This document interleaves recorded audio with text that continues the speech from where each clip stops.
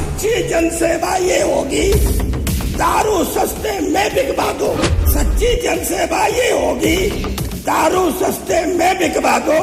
हर घर की चौखट के ऊपर मोटा मोटा ये लिखवा दो, दारू ही है देश की पूंजी, दारू ही मनमोही है, दारू नहीं पिएगा समझो पक्का देशद्रोही है। अध्यक्ष जी, मुझे याद है गांव में एक भेड़ पालक था। उसने जब सर्दी आई तो अपनी भेड़ के लिए जो कपड़ा नहीं बनाते, हमारे यहाँ झूल कहते हैं, शायद न जानते हो लोग। झूल का मतलब बोरी सिलसिल के उसके ऊपर कपड़ा डाल देते सर्दियों में। तो वो उसकी झूल बना रहा था। भेड़ ने पूछा जब वो नापने आया कि मालिक ये क्या कर रहे हो? बोले आपकी जो सर्दी है उसका इंतजाम कर रहे, आपको सर्दी न लगे। भेड़ हाथ जोड़ के खड़ी हो गई, मालिक हमें नए कपड़े मत बनवाओ, लेकिन मेरी जो शरीर पे ऊन है कम से कम इसी को छोड़ दो, हम अपनी जो है अपनी सर्दी कम करेंगे। ये इसमें बहुत रुपया लगाया गया, लेकिन गौवंश संरक्षण जो है वो गौवध संरक्षण हो गया। अध्यक्ष जी, किसी से चुपचाप पता करवा लो। इतनी मरियल गायें हैं और एक हमारे यहाँ उस गाय ऐसे मरती है, मशीन मंगाते हैं वहीं दबा दी जाती है। बुरा मत मानना, सत्यता है ये। और मेरे यहाँ एक, मेरी विधानसभा में सांपर है, वहाँ एक जो गौशाला चलाते हैं उन पर उस समय 250 गाय थी। आज के 20 साल पहले जितनी गाय पकड़ी जाती है, जितने ट्रक पकड़े जाते हैं, वो सब उन्हीं के यहाँ भेज दिए जाते हैं। और तब से लेके अब तक लगातार 250 की 250 ही है। वो गाय कहाँ जाती है? माननीय राज्यपाल जी का भाषण जब मैंने सुना तो ऐसा लगा कि उत्तर प्रदेश सबसे ज्यादा खुशहाल प्रदेश है। सुन कहाँ रहे थे? नारा लगा रहे थे तुम तो? अरे नारे नहीं लगा रहे थे, लेकिन हम ये कह रहे नीचे जनता से पूछो।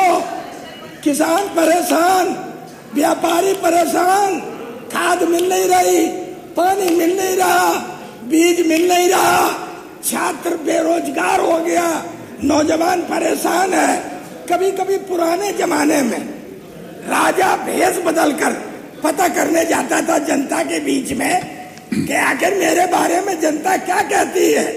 अगर भेष बदलकर कोई भी भाजपा का नेता अगर चला जाए तो उसे पता चल जाएगा कि इस प्रदेश की हालत क्या है। लेकिन आज तक ये तो सच्चाई जानते नहीं, अपने मुंह मियां मिट्टू, चारों तरफ तारीफ। आपने जो यहाँ से निर्देश दिया पीठ से कि पहले काम की बात कर ले, नहीं तो गड़बड़ हो जाएगा।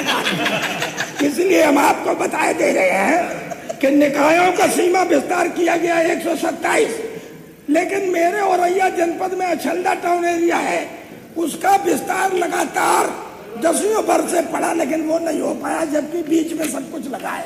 गाँव में वोट डालने जाते हैं। दूसरा एक आपसे और है, जो हो जाता है उसका विरोध करते हो। देखिए अभी तो टाइम ही नहीं हुआ। बोलो बोलो। नव निर्माण प्रतिदिन 9 किलोमीटर नई सड़क बनती है औसत है। 1 इंच सड़क अगर दिव्यापुर विधानसभा में नहीं बनी हो तो आप जो कहे वो मैं मानने को तैयार हूँ। तो कम से कम कुछ ना कुछ तो नई सड़कें बनवा दो। और दूसरा 46,600 वर्ग मीटर सड़कें गड्ढा मुक्त हो गई। एक सड़क की अगर हम फोटो ले आए, पाता चौकी से लेके हरचंदपुर रामगढ़ रोड तक रेलवे लाइन का पुल बना है, ट्रक वहीं से निकलते, लेकिन उस सड़क की ये हालत है कि उस पर कोई पैदल नहीं चल सकता। पैदल जो चलता है वो पटकी खा खा के गिरत है। ये स्थिति है उस रोड की। अच्छा, आपसे एक दूसरी बात हम एक और जरा सी करेंगे कि इसमें आपने लिखा है 25-26 में गरीब बच्चों को निजी विद्यालयों में 1,40,000 प्रवेश कराया गया। अध्यक्ष जी, मुझे याद है गांव में एक भेड़ पालक था। उसने जब सर्दी आई तो अपनी भेड़ के लिए जो कपड़ा नहीं बनाते, हमारे यहाँ झूल कहते हैं, शायद न जानते हो लोग। झूल का मतलब बोरी सिलसिल के उसके ऊपर कपड़ा डाल देते सर्दियों में। तो वो उसकी झूल बना रहा था। भेड़ ने पूछा जब वो नापने आया कि मालिक ये क्या कर रहे हो? बोले आपकी जो सर्दी है उसका इंतजाम कर रहे, आपको सर्दी न लगे। भेड़ हाथ जोड़ के खड़ी हो गई, मालिक हमें नए कपड़े मत बनवाओ, लेकिन मेरी जो शरीर पे ऊन है कम से कम इसी को छोड़ दो, हम अपनी जो है दूसरी सर्दी कब लेंगे? तो कम से कम नीचे हम लोगों को, नीचे की जनता को लूटना छोड़ दो, ये अपने आप हो जाएगा। आप मेरे सिर्फ विद्यालय जो थे गांव में, छोटे छोटे बच्चे पढ़ते थे, उन्हें ही आप बना रहने देते तो कम से कम वो बच्चे तो पढ़ते रहते। लेकिन अब की बार गजब का काम हुआ। बच्चे पढ़ना तो दूर हुआ, आदरणीय अध्यक्ष जी, दारू के ठेके लगातार गली गली में खुल गई। और उस समय मुझे भी 2 लाइनें याद आ गई। अध्यक्ष जी हम देख ले गाड़ी, कोई दिक्कत नहीं। बोलिए। लाइनें मुझे भी याद आ गई। और हम आपसे कह रहे हैं कि सच्ची जनसेवा ये होगी, दारू सस्ते में बिकवा दो। सच्ची जनसेवा ये होगी, दारू सस्ते में बिकवा दो।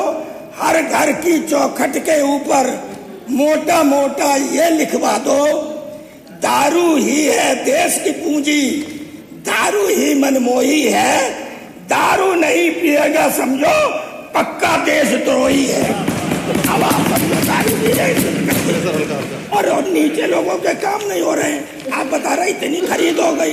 अरे कितनी खरीद हो गई? जितने कांटे लगते हैं वो समय के बाद अध्यक्ष जी लगते हैं।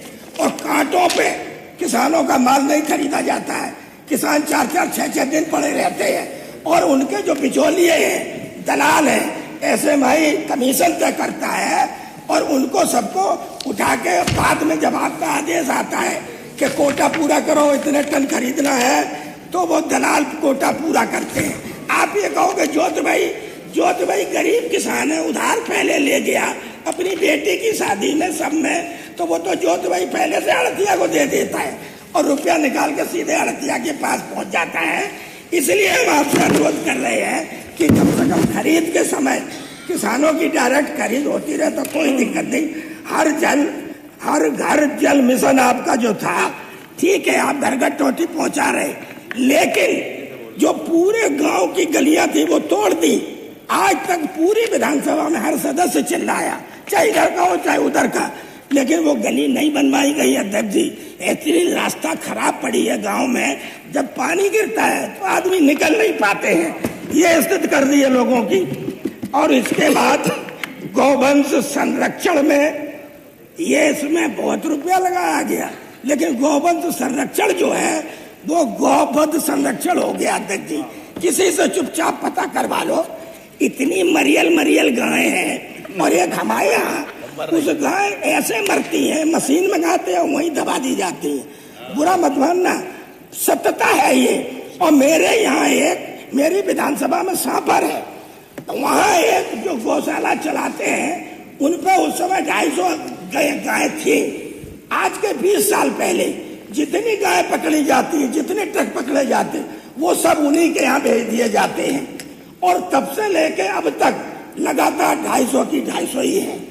वो गाय कहाँ जाती है? Thank you Pradeep ji, thank you माननीय विधायक कर लो। रात में ट्रक से लग धन्यवाद, बहुत अच्छी, या मर जाती है, कम से कम प्रदीप यादव ऋषि त्रिपाठी हैं। अरे अध्यक्ष जी मैंने देख लिया। लास्ट में जो माननीय हमारे शिवपाल सिंह जी से माननीय से हम अपने को जोड़ते हुए अपनी बात नहीं जोड़ो का अध्यक्ष जी आपके आदेश का पालन करते हैं। धन्यवाद। जय हिंद, जय भारत, थैंक यू। समाजवाद, जय भारत।